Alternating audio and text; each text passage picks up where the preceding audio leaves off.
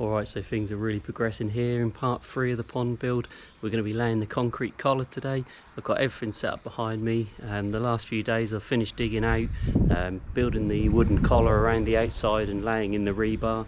And we've got a lovely couple of days of sun here, so hopefully I'll be able to get it poured today and let it go off before we get any more rain, which is an absolute plus for this time of the year. So if we just take a little look around at where I've got to at the moment, as you can see, we're all dug out, got everything smack on, we've got the wooden collar in and supported, and plenty of rebar in there as well. So hopefully that's all going to do the job. As you can see in the corners, got plenty of rebar there. The wooden collar I just made with some wood that I picked up fairly cheaply. I wish I'd gone with a bit of a thicker, more sturdy wood, but I've put in some wooden supports in each corner, cut at 45-degree angles to give me a nice 90. I've checked everything nice and level with the spirit level all the way around, so hopefully I've got things as good as I can get it. And the rebar, there should be enough there, looking fairly thick along there as well. So yeah, down the far end, go for a little wander.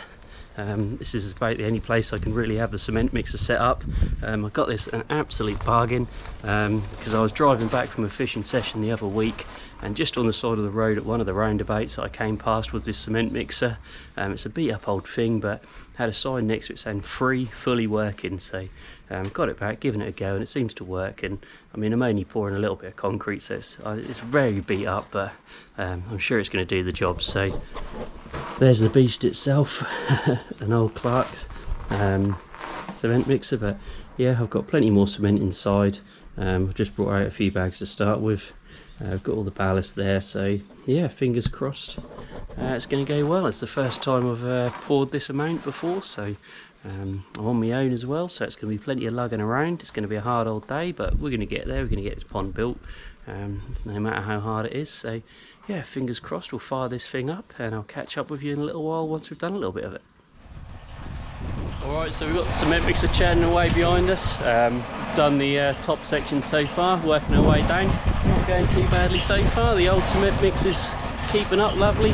So if we'll come have a little look, just show you where we're up to. It's probably going to be a bit noisy with that going, but the old piece is turning away. Using a very standard 4-to-1 mix, nothing fancy. Just slowly getting through all the ballast and that we've got, but I'll just take you around and show you where we're up to so far while that's churning away, mixing up. Come around here, sun is absolutely beautiful today. What a baking day for it, especially for winter. But so as we can see, probably not very well in the light. We've started making our way along the top. It's coming out nice and level so far against the collar that we've built. That's a 6-inch collar, as I said earlier, with rebar, so fingers crossed that's going to do the job to support the bricks. So yeah, plenty more to go. We're already getting pretty worn out from it. It's a heavy old barrel load using 4 buckets and 1 cement into that cement mixer. It's pretty much maxing it out for what that will actually do. And it's a full barrow, it's maxing out what I can lift as well up the steps with the barrow as well, but there we go, it's another matter. But yep, so right, better crack on, do a bit more, and I'll catch you in a little while.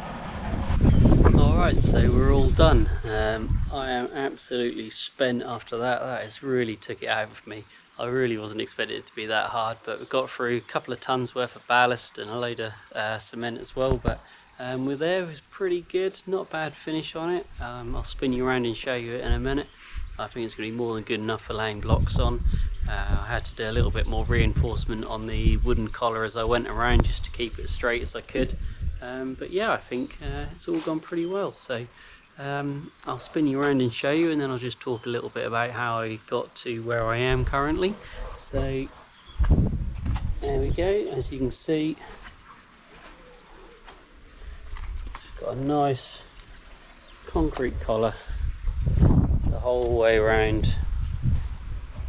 A lot wider than what I'm going to need for the blocks, but it's all added support at the end of the day, and I had the ballast for it. So the inside is, as I say, is made up with that wooden collar, and the outside is just free cut, so it doesn't really matter about how straight the outside collar is. So I just left that with the soil really. So yeah, so it went quite well in the end really, other than killing me. the old cement mixer held up. To get that finish on there, because I only used one level of wood on the inside and not on the outside, as you can see, I'll cut in a bit of footage hopefully of how I managed to get it nice and level. But I've got just a nice smooth flat trowel, and I've got a little magnetic spirit level, which is pretty much the width of the trench. So I had that on magnetized to the trowel, and I could just keep that spirit level and just wobble it along down the cement as I went, as I was pouring it in each time, just to get a nice relatively level finish on it. I mean, hopefully it's going to be fairly level. Won't tell till the collar's off and it's all set, but yeah, well, I think it's more than level enough that I'll be able to level out with a bit of mortar when I do the blocks if it's not. So yeah, really happy with how that's gone now. So yeah, hopefully the next few videos will really start cracking on. I'm not looking forward to digging out the rest of the soil. There's going to be a hell of a lot of it. I really haven't worked out what I'm going to do with it yet. I might even have to get skipping to get rid of it, because there's going to be a hell of a lot of it. But there we go, and there you can really start cracking on with it from there.